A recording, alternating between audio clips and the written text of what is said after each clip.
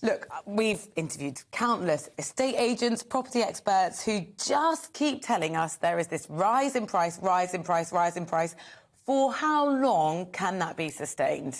It's really, really hard to say because at the beginning of the pandemic, most people assumed that prices would have dropped. And that's because nearly every other industry saw a dip in their activity. But the property market managed to keep on going. And that's because of a lot of reasons. There was things like the mortgage payment holiday, stamp duty holiday, we had low interest rates, and we also had things like 5% deposits coming back in. And that kind of stimulated the demand. And it's really lasted really, really long. We've seen it last for about 2 years plus. And now we've seen average house prices exceed 250,000, which is quite a lot. So buyers are finding it really, really tough right now. Is there a market, though, for the... I mean, first-time buyers, that's a problem. We'll talk about that in a second. But for those people who are moving up the ladder, is there a market there for people to sort of move on and upgrade, if you like?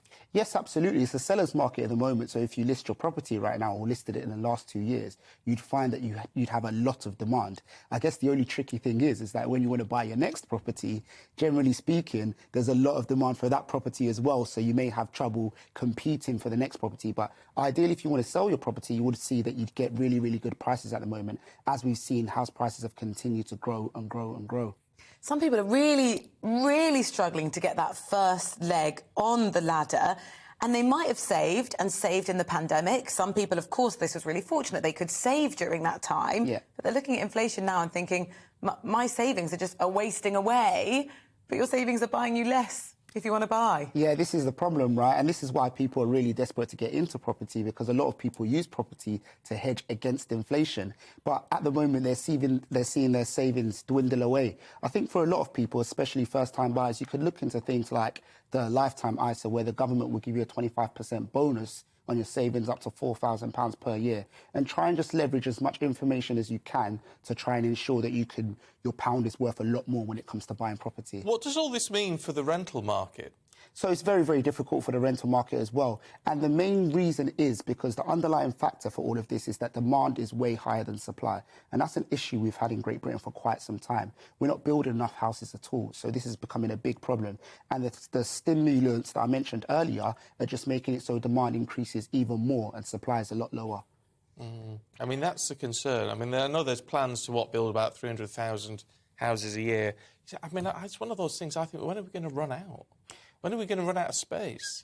We are running out of space at the moment as it is, and even that target of 300,000 a year, we never meet the target. And there's a lot of reasons for that. We've got a shortage of construction workers, a shortage of materials as well. Materials are getting more expensive, so that's one of the fundamental issues, that we're just not building enough, and we don't have enough space as well. Sort of, if you can't afford to get on the housing ladder, if you can't afford to buy because you can't afford the deposit, and your rental's going up and up and up, it's like you're never going to get that money saved, are you? This is the tricky thing, right? And there just needs to be more done to assist people. So things like the lifetime ISA, where the government give a 25% bonus, is great. But I think that there just needs to be more and more government intervention, especially when it comes to building more houses as well. House building in the UK is dominated by people doing it for commercial benefit, right?